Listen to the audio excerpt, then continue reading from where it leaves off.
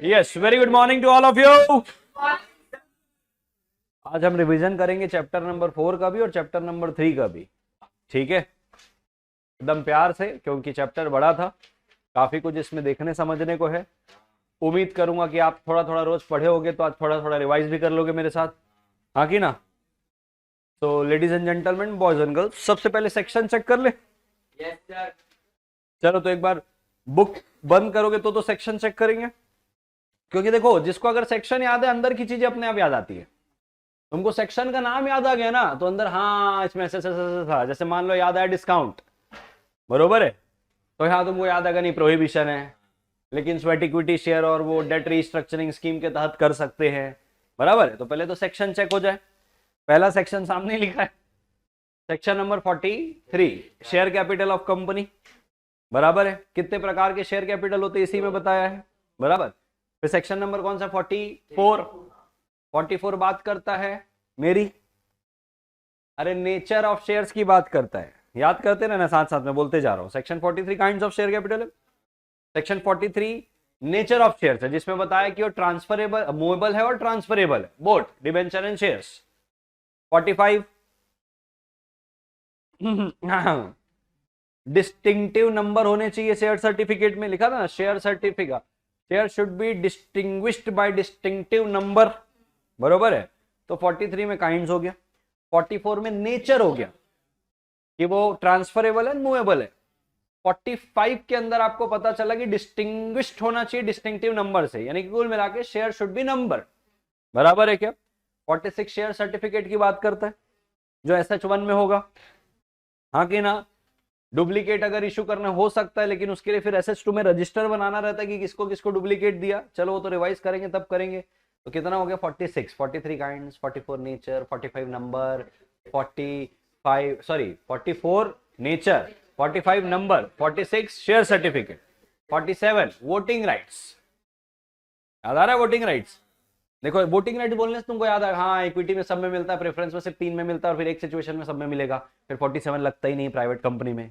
ऐसे पार्ट से पूरा क्रक्स याद आएगा, क्योंकि अगर तुम ईमानदारी से लिख के अगर पढ़े हो तो। 48 में वेरिएशन है। वेरिएशन सुनते ही तुम्हारे दिमाग में 3/4 और SR चलना चाहिए। दुखी आत्मा लोग भी है तो NCLT जाते हैं, वो कम से कम 10% होने चाहिए। यार ऐसा कुछ कुछ याद आ रहा है, आना चाहिए। 48 हुआ। फिर 49 है। 49 बात करता है यूनिफॉर्म बेसिस में कॉल करना है, बराबर है। 50 में कॉल्स इन एडवांस की बात है। 51 में बोला कि डिविडेंड किस प्रपोर्शन में पे करोगे, नॉमिनल में कि पेड अप में, अरे हाँ। 52 में प्रीमियम, कि उसका यूज कहां का करोगे। 53 में डिस्काउंट, बरोबर। 10 सेक्शन हुए, पहले 10 पढ़ेंगे, बरोबर है क्या। 43 से 53 हो गए, तो रिपीट कर ले वापस से, भाई पीछे से रिपीट करते आते, आगे का तो याद ही रहता है, पीछे का डब्बा होता है। तो 53 में क्या है, डिस्काउंट। 52 में क्या है, प्रीमियम का यूज। 51 में डिविडेंड कौन से अमाउंट में पे होगा, नॉमिनल में कि प्रपोर्शन टू पेड अप में। अब तुम देखोगे तो 49, 50, 51 आपस में लिंक्ड है। 51 डिविडेंड किस पे होगा, 52 बोलता है कॉल से इन एडवांस ले सकते हैं कि नहीं, और 49 बोलता है कि यूनिफॉर्म बेसिस में कॉल होगा। तो 49 यूनिफॉर्म बेसिस में कॉल, 50 कॉल से इन एडवांस, 51 डिविडेंड किस में पे होगा, 52 प्रीमियम, 53 डिस्काउंट, बरोबर है क्या। 48 में बढ़ते हैं, क्या वेरिएशन शेयर होल्डर के राइट में। 47 में क्या है, वोटिंग राइट।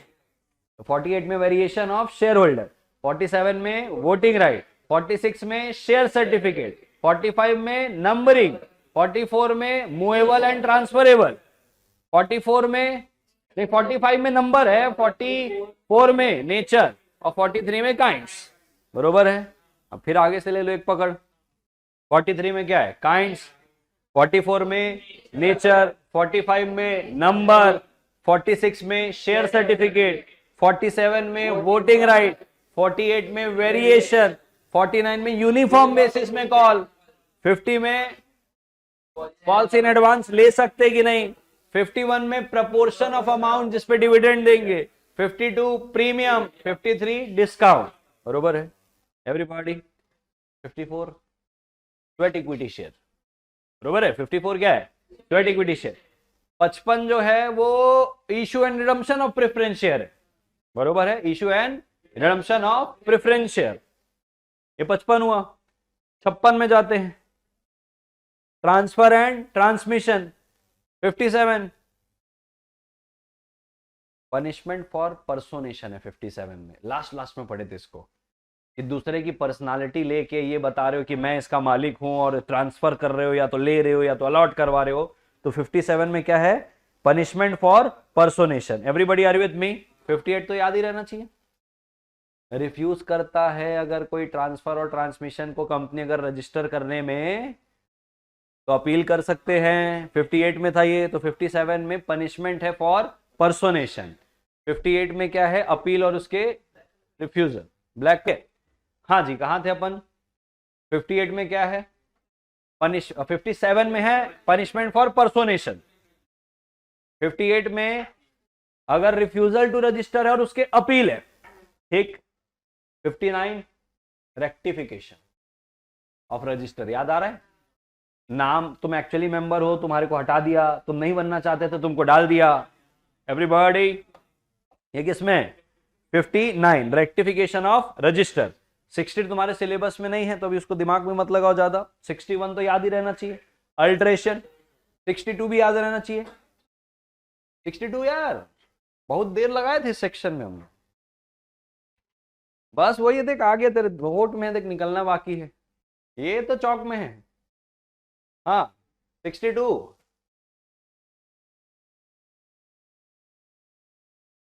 अब हिंट दूंगा तो एक बार में समझ जाओगे, इसलिए देना नहीं चाहिए। ए भाई, चीटिंग नहीं, नहीं बोनस नहीं। हाँ तो एक कदम आगे चले गया बोनस के लिए। वो तो 68 है भाऊ, राइट इशू। 62 में फर्दर इशू ऑफ शेयर है, जिसको क्या बोलते हैं? Right issue. 63 में क्या है? Bonus.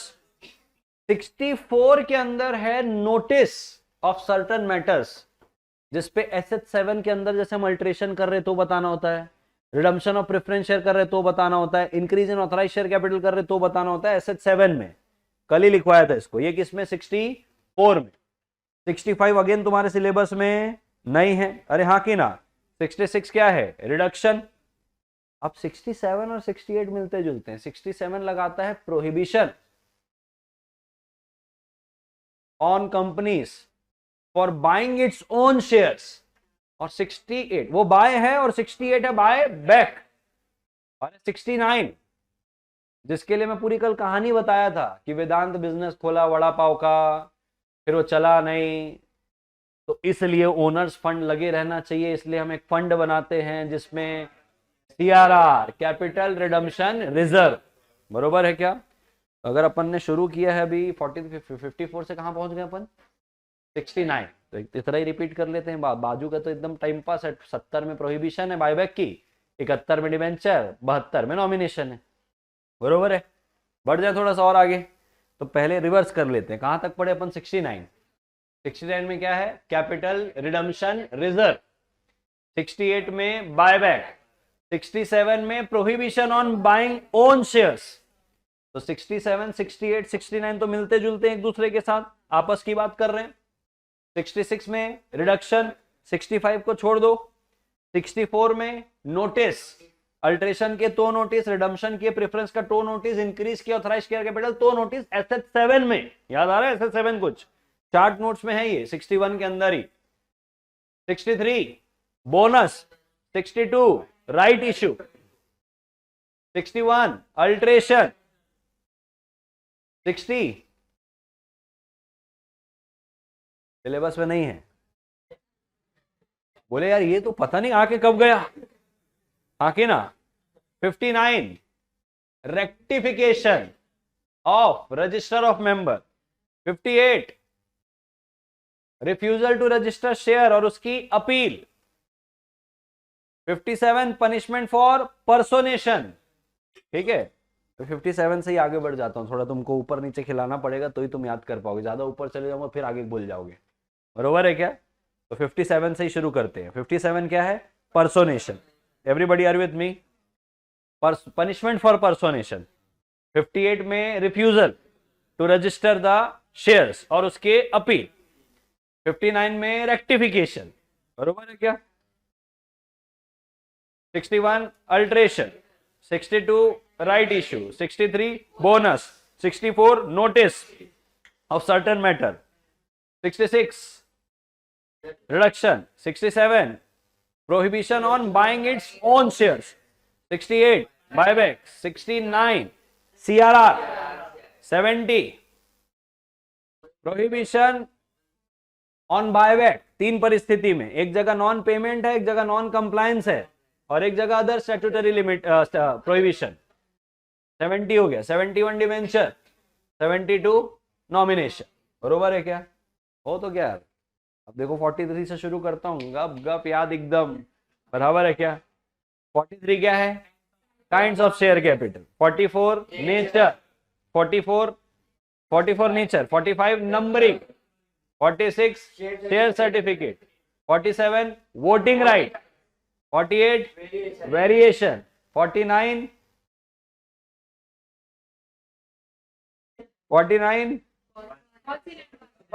Calls in uniform basis, 49 है calls in uniform basis, 50 calls in advance है, 51 है डिविडेंड किस पे पे करोगे, 52 प्रीमियम, 63 है डिस्काउंट, 53 है स्वेट इक्विटी शेयर, बरोबर, 54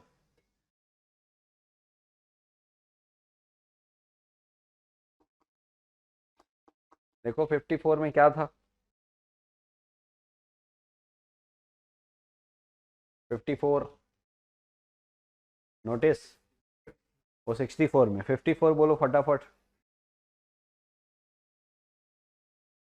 एक्चुअल में 52 में प्रीमियम है, 53 में डिस्काउंट है, 53 में डिस्काउंट है, 54 में स्वेट इक्विटी शेयर है, 55 में issue and redemption of preference share, बरोबर है क्या। ठीक, वापस आ जाओ एक बार। 43 में क्या है, काइंड्स ऑफ शेयर कैपिटल, 44 में क्या है, नेचर और उसके नंबर, मतलब नेचर नंबर, 45 में, 46 में शेयर सर्टिफिकेट, 47 में वोटिंग राइट्स, 48 में वेरिएशन, 49 में यूनिफॉर्म बेसिस में कॉल, 50 में, 51 में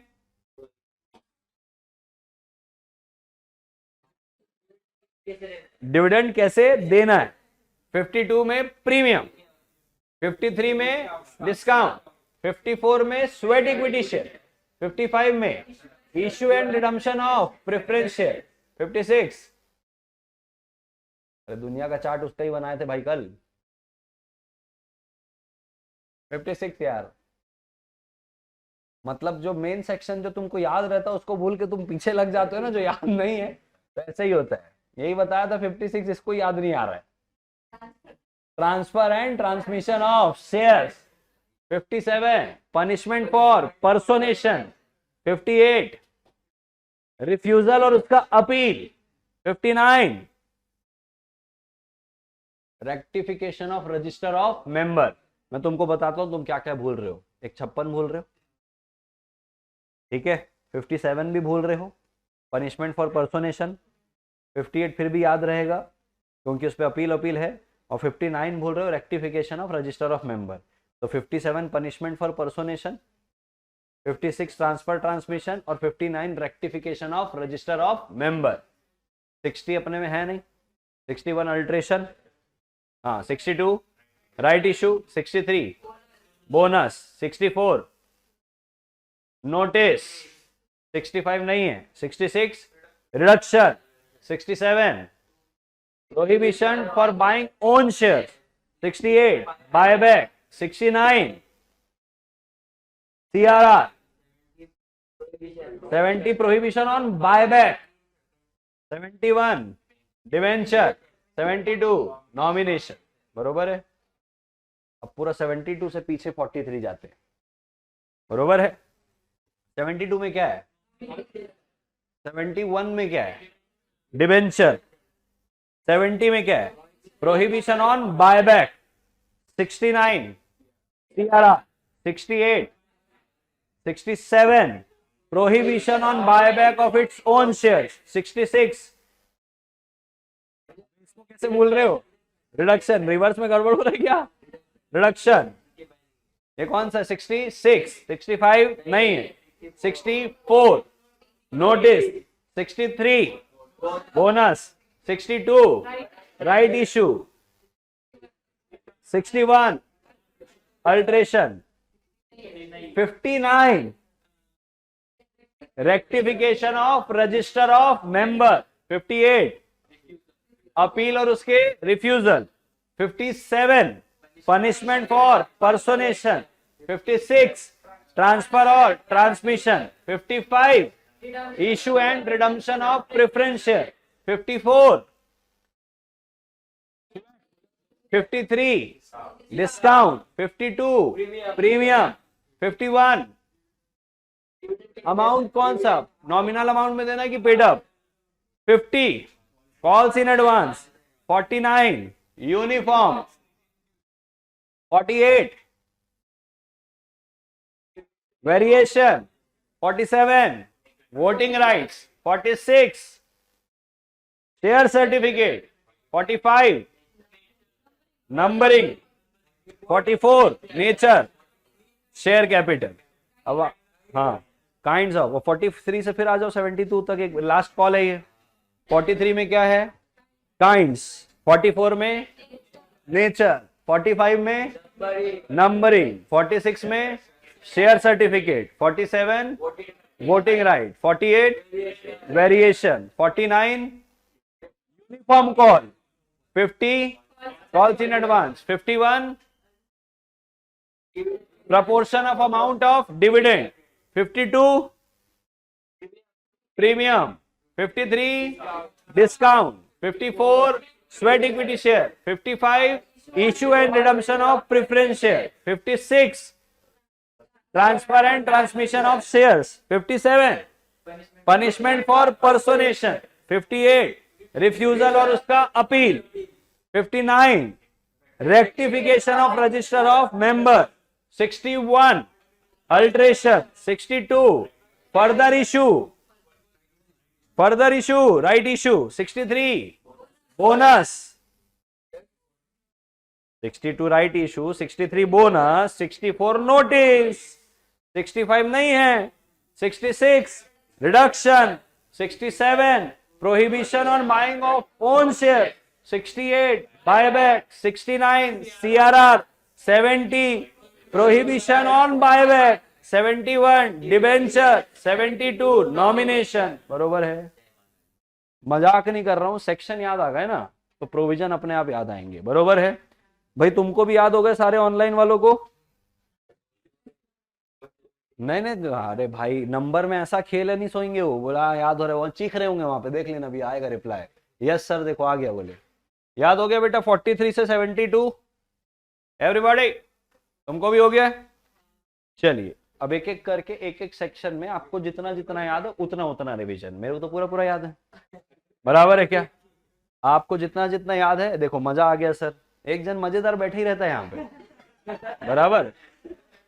चलिए अब जितना जितना, अब आपने क्या कर लिया, ऊपर एक बेस बना लिया। अब जितना जितना आप 43 को डिस्कस करोगे क्या था, अब और रजिस्टर हो जाएगा। सेक्शन याद हो गया ना, अंदर प्रोविजन याद करोगे तो 43 सेक्शन अपने आप क्या होगा, रजिस्टर हो जाएगा। क्या तुम मेरे साथ हो? अबे हो क्या? 43 में क्या है बोलो? Kinds of share capital. अब काइंड्स ऑफ शेयर कैपिटल में तुम मेरे को बताओ कितने प्रकार के शेयर कैपिटल होते? दो, एक इक्विटी और एक क्या, प्रेफरेंस। इक्विटी वो होता है जो प्रेफरेंस नहीं होता, तो बताओ प्रेफरेंस क्या होता है?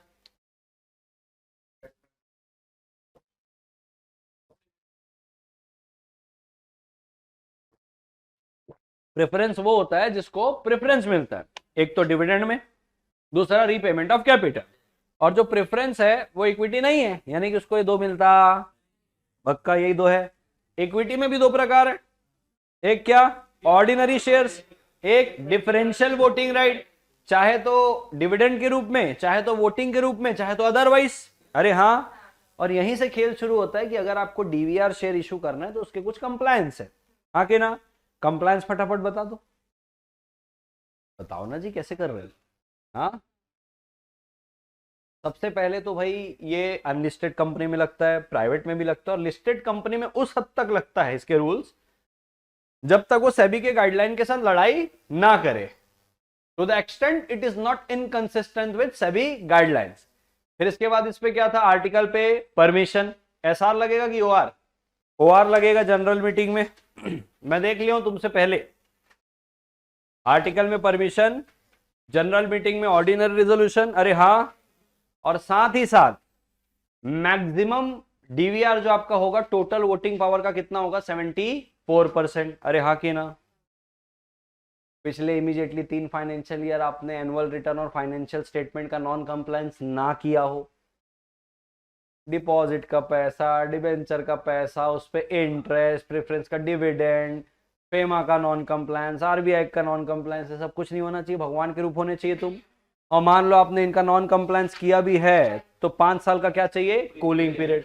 तो अगर आप कंप्लायंस में मोटा मोटा देखोगे तो पहले आर्टिकल में परमिशन, ऑर्डिनरी रेजोल्यूशन, पिछले इमीडिएटली 3 फाइनेंशियल ईयर में एआर और एफएस का नॉन कंप्लायंस होना नहीं चाहिए, डिबेंचर, डिपॉजिट, डिविडेंड बराबर दे रहे हो, ना तो इंटरेस्ट का घपला है ना तो प्रिंसिपल अमाउंट का घपला है, पेमा, आरबीआई, सेबी, एससीआरए इसका नॉन कंप्लायंस ना किया हो, अगर किया भी है तो 5 साल के लिए ठंड रखो, डिफॉल्ट को गुड बनाने से खत्म हो गया। 43 44 तो शुरू होते ही खत्म है एकदम, संजय दत्त के रूम के जैसे। अरे होता है ना ये भाई, ये तो रूम शुरू होते ही खत्म हो गया। 44 में क्या है, नेचर ऑफ शेयर्स क्या है, मूवेबल है, ट्रांसफरेबल है। 45 क्या है, नंबर होना चाहिए। 46 क्या है, शेयर सर्टिफिकेट। शेयर सर्टिफिकेट का फॉर्मेट है SH1, बरोबर है।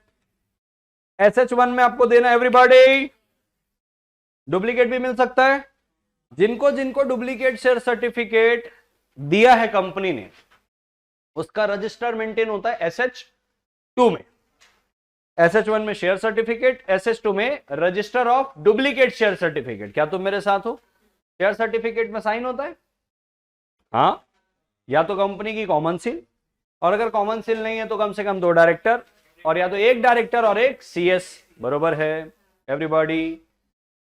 इसके बाद अपने टाइम लिमिट पड़ी थी। टाइम लिमिट में ऐसा है कि भाई सब्सक्राइबर टू द मेमोरेंडम है 2 महीने में दे दो, जब से सब्सक्राइब किया सर्टिफिकेट, अलॉटमेंट की हो फिर 2 महीने में दे दो, हाँ कि ना?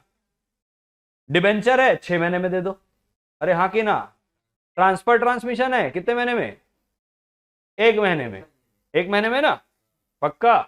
और अगर आपको डुप्लीकेट शेयर सर्टिफिकेट चाहिए, लिस्टेड कंपनी के हो तो 45 दिन, डुप्लीकेट शेयर सर्टिफिकेट चाहिए अनलिस्टेड कंपनी के हो तो 3 महीना। तो 2 महीना स्टार्टिंग के 2 महीने, यानी कि क्या, सब्सक्राइबर में, अलॉटमेंट में, डिबेंचर के केस में 6 महीना, ट्रांसफर ट्रांसमिशन में 1 महीना, लिस्टेड डुप्लीकेट चाहिए 45 दिन, अनलिस्टेड डुप्लीकेट चाहिए 3 महीने, बरोबर है। 46 खत्म। 47 वोटिंग राइट्स। इक्विटी को हर मैटर में वोटिंग राइट है, प्रेफरेंस को 3 मैटर में है, वाइंडिंग अप, रिडक्शन, और ऐसा कोई मैटर जिसमें उनका राइट डायरेक्टली अफेक्ट हो रहा है, इन 3 में प्रेफरेंस को वोटिंग है। बाकी सब में किसको है, इक्विटी। लेकिन प्रेफरेंस को भी हर मैटर में वोटिंग राइट आ जाएगा अगर कंपनी उनको 2 और मोर ईयर्स से डिविडेंड नहीं दे रही है। अरे हाँ, फिर इस पे एप्लीकेबिलिटी थी। एप्लीकेबिलिटी में ऐसा था, सेक्शन 47 प्राइवेट कंपनी के ऊपर लगता ही नहीं है। 5 जून 2015 का नोटिफिकेशन है, अमेंडमेंट है, बरोबर। 47 खत्म। फिर क्या है, 48 वेरिएशन की बात करता है। वेरिएशन बोला कि भाई आपको किसी particular class of share holder के राइट को वेराई करना है, कंसेंट लेनी पड़ेगी उनकी, तो बोले उस क्लास का 3/4 ऑफ द इशूड का रिटर्न कंसेंट, या तो SR इन GM, हाँ कि ना? कंसेंट लगेगी। SR वाला ज्यादा आसान है। अब उसके बाद ऐसा है, SR ले लिए या रिटर्न कंसेंट ले लिए, कुछ दुखी आत्मा लोग होते हैं जिसको हम बोलते हैं डिसेंटिंग शेयर होल्डर। ये चाहे तो इसके खिलाफ अपील पे जा सकते हैं। किसके पास? मेरे पास, NCLT। कितने दिन में? 21 डेज में। कहां से 21 डेज? जब से SR पास हुआ या 3/4 की रिटर्न कंसेंट आई वहां से। लेकिन कोई भी मुंह उठा के चले जाएगा क्या? इनको कम से कम 1/10 होना चाहिए of the issued share of that class. और जो लोग मना किए हो ऐसा लड्डू उधर और इधर दोनों जगह खाना। जो कंसेंट नहीं दिए, जो एसआर में शामिल नहीं थे, वो जाएंगे। जब तक एनसीएलटी इस बात का कंफर्मेशन नहीं देती तब तक ये वेरिएशन हो पाएगा नहीं। क्या तुम मेरे साथ हो? और एनसीएलटी का ऑर्डर जैसे आया, ये ऑर्डर कंपनी को आरओसी को देना है। कितने दिन में बोलो? 30 दिन में। बरोबर है क्या? तो वापस से बोलता हूं, पहला क्या, तो 3/4 of the issued share of that class, या तो एसआरएन जीएम दुखी आत्मा आएगी, 21 दिन में अपील करेगी, वो कम से कम 1/10 होनी चाहिए। जब तक एनसीएलटी का ऑर्डर नहीं आएगा तब तक ये कंफर्म नहीं होगा। और एनसीएलटी का ऑर्डर आते ही कंपनी को 30 दिन में उनका ऑर्डर फाइल करना है। किसको? कंपनी। बरोबर है? एकदम मजेदार। 47 48 भी हो गया। इतना बढ़िया रिवाइज किए तुम। 49 देख लेते हैं। वेदांत बोल रहा है किया क्या मैं रिवाइज है? 49 कर ले। 49 क्या है? Call should be made in uniform basis. So if a company is making a call to a particular class of share, that call should be made in a uniform basis. यानी कि उस class में जितने भी member हैं सबको call जाएगा। 50 calls in advance क्या कंपनी ले सकती है? हाँ, if so authorised bye articles. क्या उस पर वोटिंग राइट मिलेगा? नहीं। फिर 51 है, बोले डिविडेंड किस में मिलेगा? तो बोले डिविडेंड वैसे तो किस में मिलता है? पेड अप में। आप चाहो तो नॉमिनल में भी दे सकते हो, अगर ये बात आपके आर्टिकल में लिखी है। जनरली तो पेड अप में ही मिलता। तुम नॉमिनल में देना चाहते हो तो आर्टिकल में लिख दो, कोई बात नहीं है। 52 है। फिर प्रीमियम।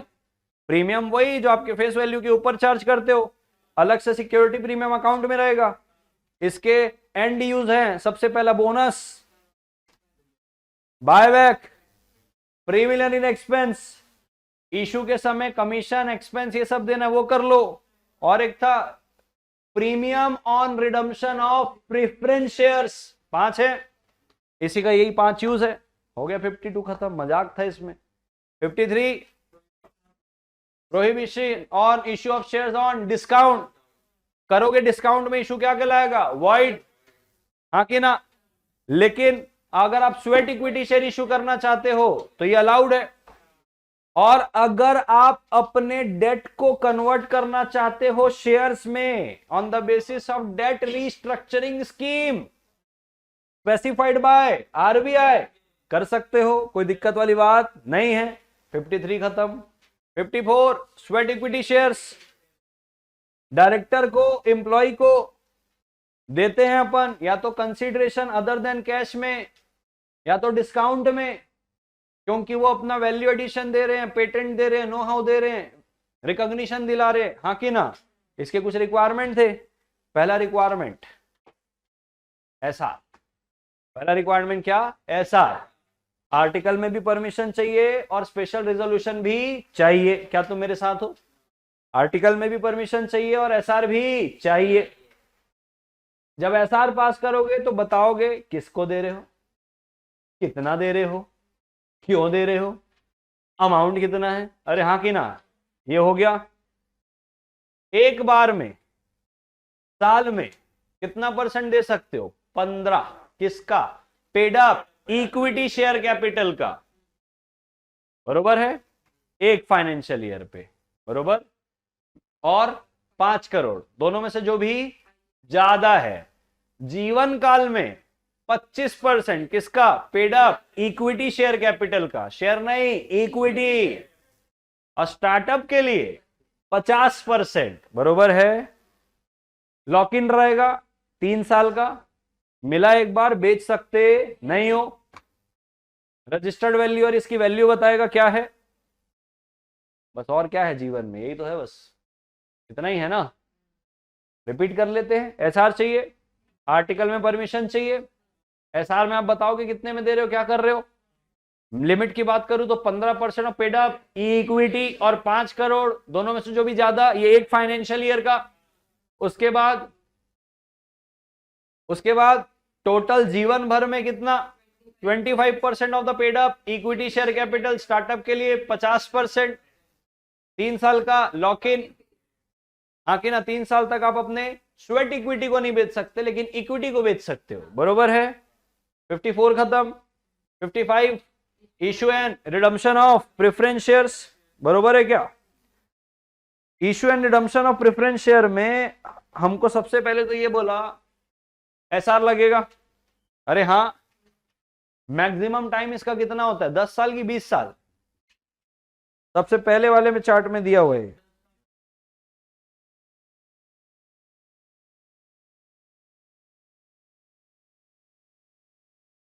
बीस और 30। तो पहले तो आर्टिकल में परमिशन एसआर मैक्सिमम कितना, 20 साल। 30 साल कर सकते हो कौन सी, इंफ्रास्ट्रक्चर वाली कंपनी, लेकिन ऑप्शन देना पड़ेगा 21वें साल से शेयर होल्डर को ऑप्शन की 10% हर साल क्या कर लो, रिडीम। फिर एसआर इन जीएम हो गया। एसआर इन जीएम के बाद बोल रहा है कि मान लो अगर आप इनेबल हो, रिडीम नहीं कर पा रहे हो, एसआर पास करो, एनसीएलटी की अप्रूवल लो, फर्दर इशू करो शेयर्स और उनसे पुराने वाले का कैपिटल और डिविडेंड दोनों पे कर दो। बरोबर है क्या? 55 खत्म। 56 के अंदर है अपने पास ट्रांसफर और transmission. Everybody are with me? 56 के अंदर जो ट्रांसफर है वो ट्रांसफर अपने को क्या बोल रहा है, SH4 देना पड़ेगा। कंपनी कोई भी ट्रांसफर को तब तक रजिस्टर नहीं करेगी जब तक ट्रांसफर डीड SH4 के फॉर्मेट में ना हो। ट्रांसफरर और ट्रांसफरी का साइन, उनका नाम, उनका काम, वो कहां पाए जाते हैं, स्टाम्प ड्यूटी के साथ डेट से 60 दिन के अंदर कंपनी के पास आना चाहिए, एग्जीक्यूशन से 60 दिन के अंदर। अगर इसमें से एक भी चीज कमी है वो रजिस्टर करने वाला नहीं है। पक्की बात है? Are you with me? Transmission के केस में SH4 की कोई जरूरत क्यों? क्योंकि वहां पे आपको इंटीमेट करना है, दैट सर्टिफिकेट देना है, एफिडेविट देना है, इंडेमनिटी बॉन्ड देना है, इन्वेस्टिगेशन के एक्सपेंस देना है, एनओसी देना है, बाकी के लीगल एड से कंपनी संतुष्ट हुई वो आपके ट्रांसमिशन को रजिस्टर कर लेगी। ट्रांसफर और ट्रांसमिशन में क्या डिफरेंस है? ट्रांसफर वॉलंटरी है, ट्रांसमिशन ऑपरेशन ऑफ लॉ है। ट्रांसफर में स्टाम्प ड्यूटी लगती है, ट्रांसमिशन में स्टाम्प ड्यूटी नहीं लगती। ट्रांसफर में SH4 लगता है, ट्रांसमिशन में SH4 नहीं लगता। ट्रांसफर विथ और विदाउट कंसीडरेशन हो सकता है, ट्रांसमिशन में कंसीडरेशन नहीं ही होगा। Everybody are you with me? भावनाएं समझ में आ रही है? एक चीज और थी, अगर आप बॉन्ड्स ट्रांसफर कर रहे हो तो बॉन्ड्स ऐसी है जो गवर्नमेंट कंपनी ने इशू की है, वहां पे भी SH4 की जरूरत। सिर्फ ट्रांसफरी का नाम, उसका गांव और वो कहां ऑक्यूपेशन में क्या है वो ये आप बता दो, आपका गवर्नमेंट कंपनी का बॉन्ड्स क्या हो जाएगा, ट्रांसफर। क्या तुम मेरे साथ हो? 56 में इतना ही था। अरे हाँ एवरीबॉडी, 57 में क्या है, पनिशमेंट फॉर पर्सोनेशन, तो इसको जाने दो, सिर्फ पेनल प्रोविजन है। 58 में क्या है, रिफ्यूजल।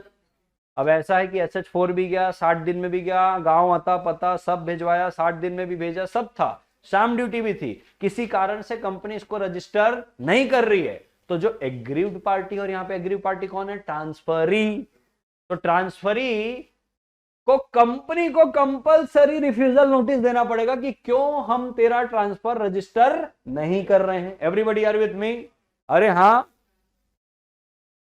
अब रिप्लाई तो कर दिया, अब रिप्लाई कर दिया, जैसे इसको मिला तो ये क्या अपील में जा सकता है? बोले हाँ सर, जैसे ही बोले नोटिस ऑफ रिफ्यूजल मिला, वहां से 30 दिन के अंदर एनसीएलटी के पास अपील में जा सकता है। बोले नहीं मिला तो 60 दिन। यही पब्लिक कंपनी में 60 और 90। अरे हाँ कि ना? एनसीएलटी 10 दिन में ऑर्डर पास करेगा, फुल एंड फाइनल रहेगा। बरोबर है? 59 में क्या है, रेक्टिफिकेशन, यही उसमें वही है, जोड़ घटाव बदलाव करने का है। हाँ कि ना? एग्रीव पार्टी अपील करेगा। 59 हो गया। 61 अल्ट्रेशन। अल्ट्रेशन में क्या लगेगा आपको, आर्टिकल में परमिशन और ओआर। बरोबर? और 5 तरीके से आप अल्ट्रेशन कर सकते हो। पहला, increase in authorise share capital of company. दूसरा, consolidate and divide shares of company. तीसरा, subdivide the share capital. चौथा, conversion of shares to stock, फिर स्टॉक से shares. Cancel the share which have not been taken by anyone. ये 5 तरीके हैं, और ये 5 तरीकों में से कोई भी तरीकों का इस्तेमाल करके अगर आपने अल्ट्रेशन किया है, आपको इस अल्ट्रेशन की जानकारी देनी पड़ेगी आरओसी को SH7 में within 30 days of SR along with the altered copy of memorandum. Everybody, स्वाहा। 62, फर्दर इश्यू ऑफ शेयर्स। याद आ रहा है कुछ? कंपनी जब फर्दर इश्यू ऑफ शेयर्स करेगी तो सबसे पहले अपने एग्जिस्टिंग इक्विटी शेयर होल्डर को देगी ऑफर कि आप चाहो तो ले सकते हो। लेटर ऑफ ऑफर भेजना पड़ेगा कम से कम 3 दिन पहले, जब से ऑफर क्या हो रहा है, ओपन। और ऑफर ओपन होगा मिनिमम 7 दिन, मैक्सिमम 30 दिन। अरे हाँ कि ना, प्राइवेट कंपनी चाहे तो मिनिमम 7 को और कम कर दे, लेकिन मैक्सिमम तो उसके लिए 30 रहेगा ही रहेगा। क्या तुम मेरे साथ हो? क्या वो रिनाउंस कर सकता है? डिपेंड करता है कि आर्टिकल पे क्या लिखा है। राइट रिनाउंस तो होगा, लेकिन डिपेंड कर रहा है कि आर्टिकल पे रिनाउंसिएशन का राइट है कि नहीं है। आर्टिकल मना कर रहा है, नहीं कर सकते, किसी को भी नहीं कर सकते। आर्टिकल बोल रहा है मेंबर को करना, सिर्फ मेंबर को कर सकते हैं। आर्टिकल बोल रहा है किसी को भी कर सकते, किसी को भी कर सकते, डिपेंडिंग ऑन द आर्टिकल। कौन सा रिजोल्यूशन लगेगा राइट इशू के लिए? ऐसा कंपनी के एम्प्लॉय को दे रहे हो, और कंपनी प्राइवेट कंपनी है या आईएफएससी कंपनी, क्या लगेगा? ओआर। नॉर्मली ऐसा इन कंपनी के एम्प्लॉय के लिए ओआर, बाकी कंपनी के एम्प्लॉय के लिए भी एसआर, आउटसाइडर के लिए भी एसआर। ऐसे शेयर जो किसी ने लेने के लिए एग्री नहीं किए हैं, बोर्ड उसको डिस्पोज कर देगा। बट वो डिसएडवांटेजियस नहीं होना चाहिए शेयर होल्डर को जब डिस्पोज करेगा तो। बरोबर है? Everybody are with me? Are you sure? इसके बाद हमारे पास ये था कि भाई 62 हुआ। 62 के बाद इतना कुछ पढ़ने के बाद अपने पास था गवर्नमेंट के पावर। बरोबर है? और एक ये बात थी कि मान लो कन्वर्टेबल डिबेंचर अगर कन्वर्ट होकर इक्विटी में आ रहे हैं, ये भी एक प्रकार का फर्दर इशू है। बट इसके लिए सेक्शन 62 अट्रैक्ट नहीं होगा, क्योंकि ये कन्वर्ट होके आ रहे हैं। और जब पहली बार इनको कन्वर्टेबल डिबेंचर इशू किया था तब एसआर पास किया था, तुमने ही अप्रूवल दिया था। तो यहां पे 62 लगने वाला नहीं है। गवर्नमेंट को अगर आपने डिबेंचर दिया है, गवर्नमेंट को इतना पावर दिया कि गवर्नमेंट पब्लिक इंटरेस्ट में आपके फाइनेंशियल पोजीशन को देखते हुए डायरेक्ट कर सकती है कि इसको कन्वर्ट करो शेयर्स में। कंपनी इस बात से दुखी है तो वो एनसीएलटी के पास जा सकती है अपील में। हाँ, और मान लो गवर्नमेंट का ऑर्डर आता है कि भाई ये 10 लाख का डिवेंचर कन्वर्ट करो शेयर में, हमारा ऑथराइज शेयर कैपिटल ही उतना नहीं है, डीम्ड अल्टर्ड मारा जाएगा। ये बात 62 में ही लिखी, खत्म हो गया 62। फिर क्या है 63? बोनस। बोनस शेयर दे सकते, कहां से दे सकते हैं? Free reserve, securities premium account, capital redemption reserve, 3 source है। फुल्ली पेड बोनस शेयर दोगे, और उनको ही दोगे जिनके शेयर्स फुल्ली पेड है, हाँ कि ना? और यही 3 सोर्स से दोगे। बोर्ड रिकमेंड करेगा, share holder ordinary resolution pass करके अप्रूव करेगा, चाहे तो मना कर दे। अरे हाँ कि ना? तो बोर्ड रिकमेंड, ओआर से अप्रूवल। बोर्ड एक बार रिकमेंड किया, वापस अपना रिकमेंडेशन ले नहीं सकता। डिविडेंड के बदले बोनस नहीं दे सकते, और बोनस तभी दोगे जब गांव वालों का पैसा खाए। कोई डिफॉल्ट नहीं है, ना डिबेंचर का, ना डिपॉजिट का, ना प्रेफरेंस शेयर का, ना तो statutory dues of employees, provident fund, gratuity, bonus, कुछ डिफॉल्ट नहीं हुआ तो ही आप दोगे। 54 खत्म। 55 हो गया क्या? 55 65, हाँ सॉरी, वो भाई 55 बोल रहा हूं तो बता भी रहे वो 65। फिर 66 क्या है? रिडक्शन। रिडक्शन के अंदर अपने पास क्या है बोला? 64 नोटिस है। 3 चीज में नोटिस देते हो, इंक्रीज कर रहे हो ऑथराइज शेयर कैपिटल, रिडक्शन कर रहे हो, और इंक्रीज, रिड्यूस और रिडम्पशन ऑफ प्रेफरेंस शेयर्स। बरोबर है क्या? ये 3 जगह में SS7 में 30 दिन के अंदर आपको आरओसी को नोटिस देना पड़ता। 66 हो गया, 64 हो गया, 67 क्या है? 67 में prohibition on buyback of bye its own shares. तो कोई भी कंपनी, पहले क्या बोल रहा हूं मैं, नो कंपनी कैन बाय और purchase of its own secure, चाहे वो पब्लिक हो चाहे वो क्या हो, प्राइवेट, एवरीबॉडी। फिर बोला फाइनेंशियल असिस्टेंस भी नहीं देना, खुद नहीं खरीद रहे हो तो फाइनेंशियल असिस्टेंस भी देना किसी भी पर्सन को, चाहे वो डायरेक्ट हो चाहे इनडायरेक्ट हो, चाहे आप लोन दे रहे हो, चाहे आप गारंटी दे रहे हो, चाहे आप सिक्योरिटी दे रहे हो, चाहे अदरवाइज, नहीं दे सकते हो। पक्का? इस पे कुछ एग्जम्पशंस हैं। कंपनी चाहे तो एक ट्रस्ट बनाएगी, एसआर पास करके वो ट्रस्ट को पैसे देगी, वो ट्रस्ट कंपनी के फुल्ली पेड शेयर्स लेगा, और वो फुल्ली पेड शेयर जो ट्रस्ट के पास है वो एम्प्लॉय की बेनिफिट पे यूज होगा, इसके लिए चलेगा। कंपनी चाहे तो अपने एम्प्लॉय को दे सकती है फाइनेंशियल असिस्टेंस नॉट एक्सीडिंग उसके 6 मंथ की salary to purchase fully paid shares of the company और ऑफ द होल्डिंग कंपनी। बरोबर है क्या? यही 2 एक्सेप्शन थे कि तीसरा भी है? इतना ही है। अब इसके बाद बोला है कि प्राइवेट कंपनी को छोटा छोटा एग्जाम्पशन है उसके ऊपर, तो बोले 67 इंच नहीं लगेगा। बोले कब? बोले पहली बात, उस प्राइवेट कंपनी में किसी भी बॉडी कॉर्पोरेट का इन्वेस्टमेंट होना नहीं चाहिए। दूसरा, उस बॉडी कॉर्पोरेट में बैंक और फाइनेंशियल इंस्टीट्यूशन से जो लोन है ना, वो उसकी पेड अप शेयर वैल्यू का ट्वाइस कर उससे, और या तो 50 करोड़, दोनों में से जो भी कम है उससे भी कम होना चाहिए, और इसका डिफॉल्ट नहीं होना चाहिए। तीसरा पॉइंट है, ये 3 पॉइंट अगर प्राइवेट कंपनी कंप्लाई करती है 67 ही नहीं लगेगा। खुद का शेयर इशू कर, खुद का खरीद, किसी को फाइनेंशियल असिस्टेंस देना है दे, उससे खरीदवा, लेकिन ये 3 चीज पूरी होनी चाहिए। 67 हुआ, 68 तो बायबैक है, शुरुआत यहीं से किए थे। 68 में अपने को बोला बायबैक में रीजन पता है अपने को, अर्निंग पर शेयर बनाना है, हॉस्टाइल टेक ओवर को रोकने से बचाना है, प्रमोटर की शेयर होल्डिंग बढ़ाने के लिए करना है, या सरप्लस शेयर देना है किसको? मेंबर को। यही 4 तरीके लगभग जिसके लिए बायबैक कर रहे हैं। फिर आता है यहां पे सीधा सोर्स, कहां से करोगे? Free reserves, security premium account, fresh issue of shares और अदर स्पेसिफाइड सिक्योरिटी।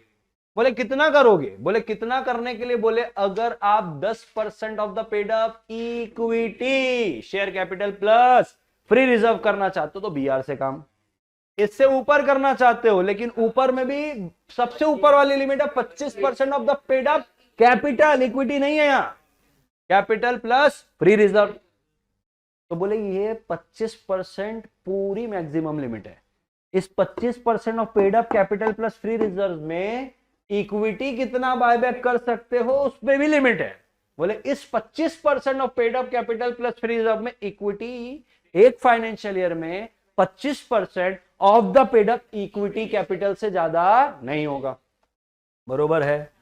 तो अगर देखोगे 10 25 25 है, 10 बीआर वाला, 25 पूरा, और उस 25 के अंदर 25 पेड अप इक्विटी, एक 25 paid up capital plus free reserve और एक 25 से पेड अप इक्विटी कैपिटल। हाँ पक्का? Earlier issue of same kind of security से बायबैक कर। तीसरा, debt equity ratio 2:2। Government company जो इधर एनबीएफसी है या हाउसिंग फाइनेंस कंपनी है 6:1। फुल्ली पेड शेयर्स होने चाहिए। अरे हाँ कि ना?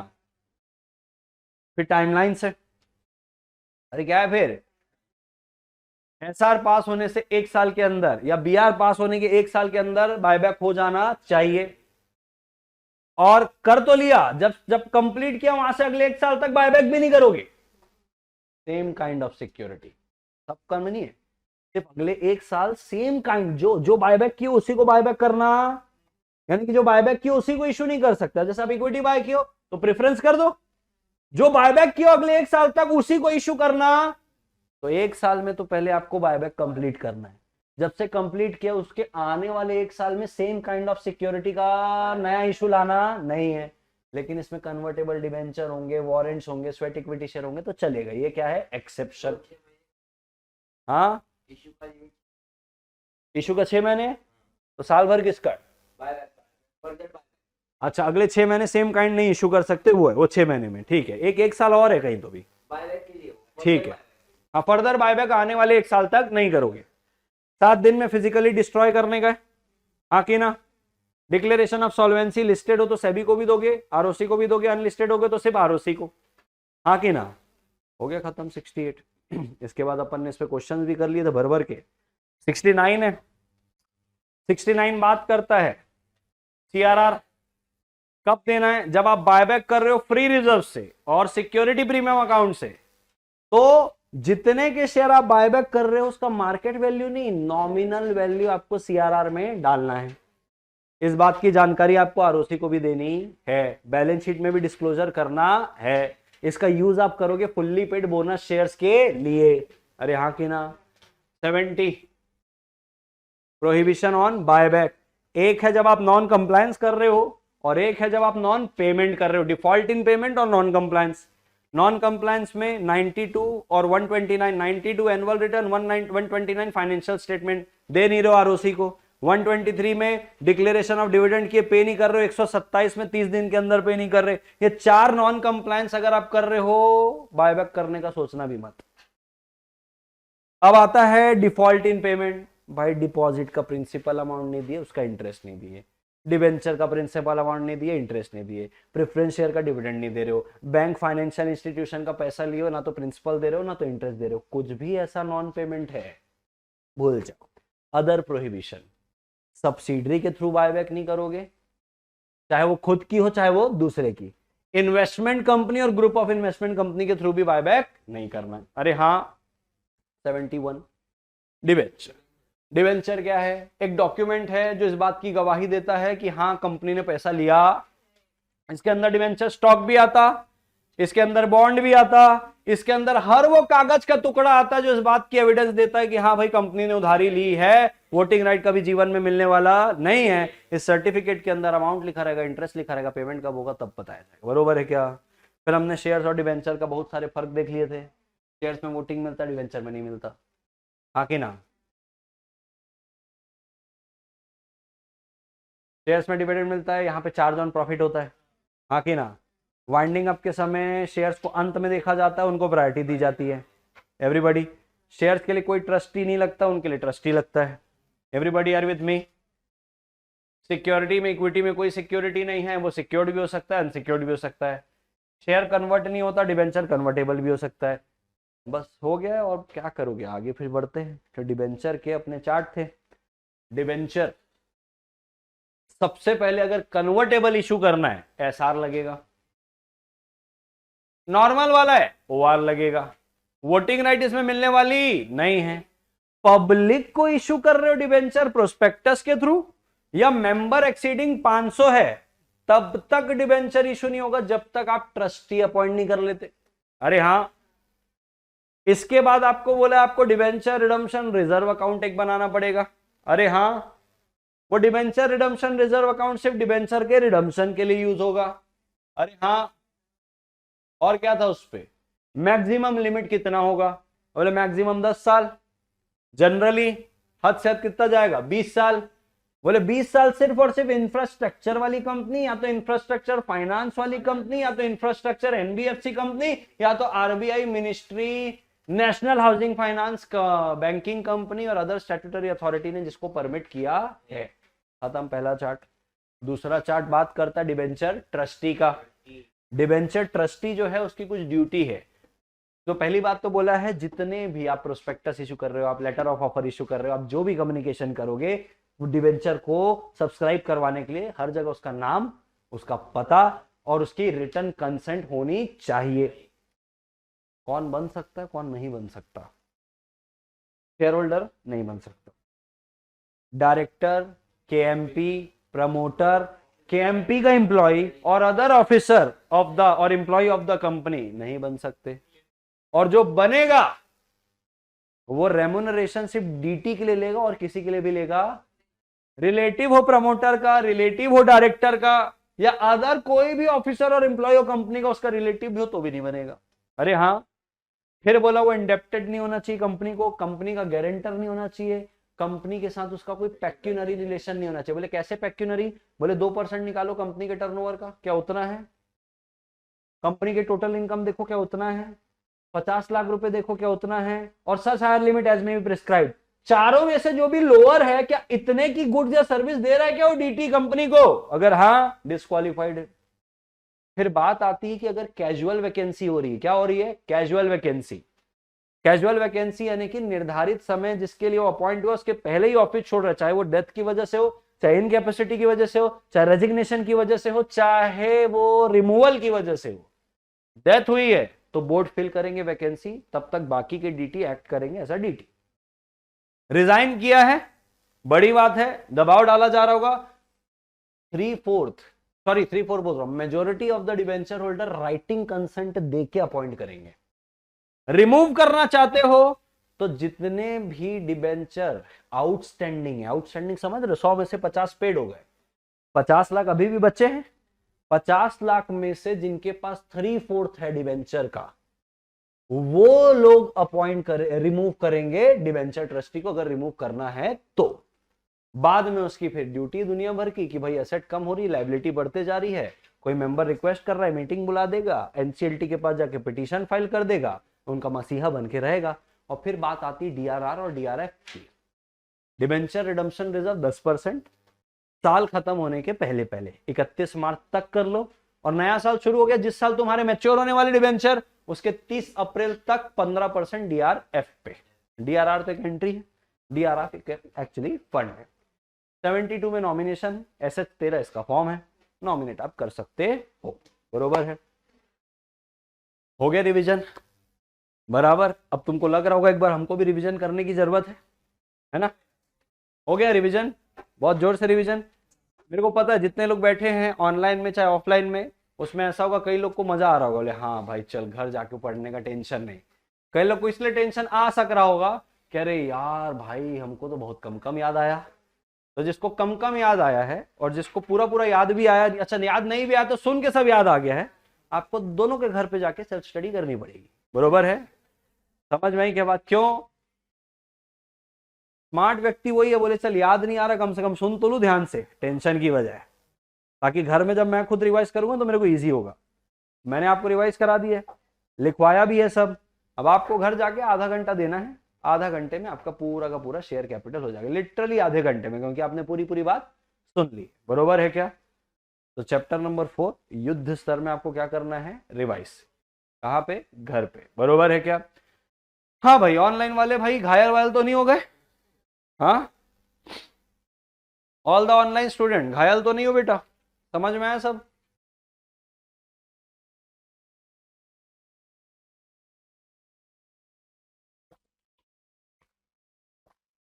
काफी इफेक्टिव रिवीजन हो गया सर, देखो मजेदार आदमी है एकदम वो।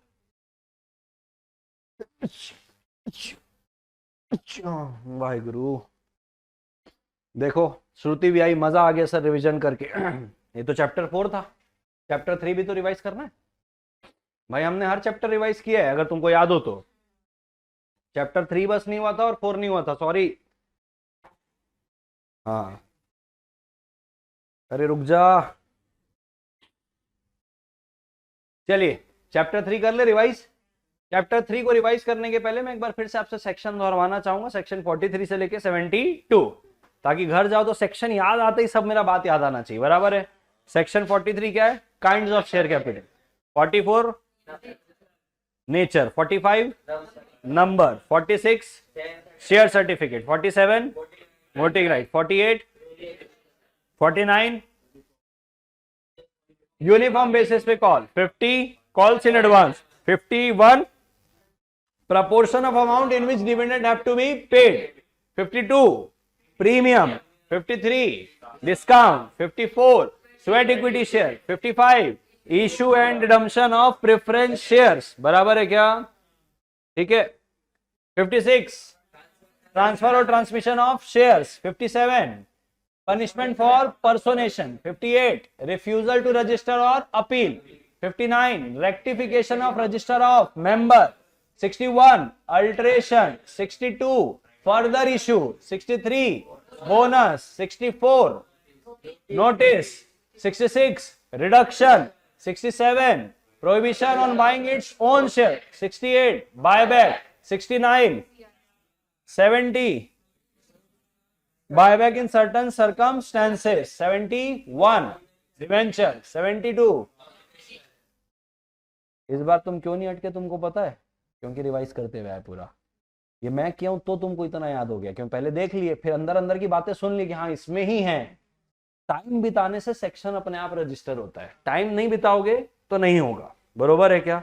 अब जब तुम खुद से पढ़ोगे तो सोचो अपने आप दिमाग में बैठ जाएगा। तो आपका होमवर्क है बिना देखे अपने इस चैप्टर खत्म होते हर का सेक्शन लिखे, किसी का पहले लिखे किसी का बाद लिखे।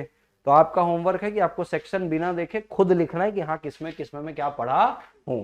आधी चीजें आपको सिर्फ सेक्शन रिकॉल करने से याद आ जाएगी अंदर की अपने आप, क्योंकि आप टॉपिक सुने तो आपको पता है ना, क्योंकि आप कंसेप्ट लॉजिक के साथ समझे हुए हो। तो एक बार टाइटल याद आ गया उसका तो आपको आगे की चीजें अपने आप याद आ जाएगी। बरोबर है क्या। Chapter number 3 prospectus and allotment of securities, section number 23 से लेके कहां तक जाता है ये, 42 तक जाता है। अरे हाँ एवरीबॉडी, चलो पहले सेक्शन देख लेते, थोड़ा थोड़ा देख ले सेक्शन, बढ़ू आगे। अरे बोलू क्या मैं? तुम कहाँ खो गए हो? कहाँ खो गए हो बेटा तुम लोग? बोले अरे यार अब सेक्शन 23 से लेके 42 भी बोलना पड़ेगा। अच्छा मतलब पूरा चैप्टर 3 रिवाइज करना है? हाँ मैं अपने लिए तो कर रहा हूँ, मेरे को पेपर देना है, बरोबर है क्या? मेरे को रैंक लाने का है, बहुत ग्रुप क्लियर करना है मेरे को, समझे क्या? हल्के में लेना ही मत, बहुत टेंशन है मेरे को, पढ़ाई नहीं हो रहा मेरा, पढ़ाई हो नहीं रहा लेकिन सिंगल बहुत बहुत सोचता हूँ मैं, समझे? हाँ पढ़ाई हो नहीं रहा है लेकिन ये जरूर सोचना है कि बोध देना है कि सिंगल, समझे क्या? पढ़ाई करे ना करे भाई पहले पढ़ना पड़ता है, उसके हिसाब से डिसाइड करना पड़ता है कि सिंगल की बोध, बरोबर है ना? बढ़े आगे। आंखें खुल रही है? बोले सर आज तो हर जगह खुल रही है। बोले अभी आए थे आपकी कसर रह गई थी, हाँ कि नहीं? कल मैं एक बहुत बढ़िया टीचर है यहाँ के, उनका एक मोटिवेशन देख रहा था। अरे वही लेजेंड, लेजेंड लेजेंड। अभी कैसा है ना, है? तो वो फाउंडेशन वाले स्टूडेंट को पढ़ा रहे थे, समझे क्या? तो कुछ फॉर्मूला पूछे जो 36 बार पढ़ा चुके होंगे। बोले बोल बेटा क्या फॉर्मूला है? तो कुछ तो भलता ही बोली वो, समझे क्या? बोले बेटा मैं कुछ पूछ रहा हूँ दूसरा, तू कहीं तीसरे में ही है, बोले, समझे क्या? गुस्सा आ गया एकदम उनको, तो 36 बार बता चुके हैं, अभी कैसे करने का? मेरे को खुशी होगा कि दया आएगा? तुम बताओ मेरे को, तो खुशी आएगा कि दया आएगा? दया आएगा ना। चल अभी ऐसे ही बच्चे बाद में फीडबैक देते, फलाना सर अच्छा नहीं पढ़ाता, बोले, समझे क्या? तुम्हारी अकल किधर है, बोले, समझे क्या? तो एकदम तुम्हारी परिस्थिति देख के मेरे को वो मोटिवेशन याद आया है, समझे क्या? अरे भाई इसके आगे बहुत था, बच्चा झेल लेता है बहुत बड़ी बात है, समझे? हाँ चलिए चैप्टर 3 कर ले। चलो ये वाली रिकॉर्डिंग को मैं बंद कर रहा हूं, ऑनलाइन जो रिकॉर्डेड देख रहे हैं वो फ्रेश रिकॉर्डिंग में मिलना, जिसमें आपको चैप्टर 3 का रिवीजन मिलेगा। ये चैप्टर 4 की रिवीजन है, यहाँ पे बंद कर रहा हूं, लाइव वाले जुड़े रहो।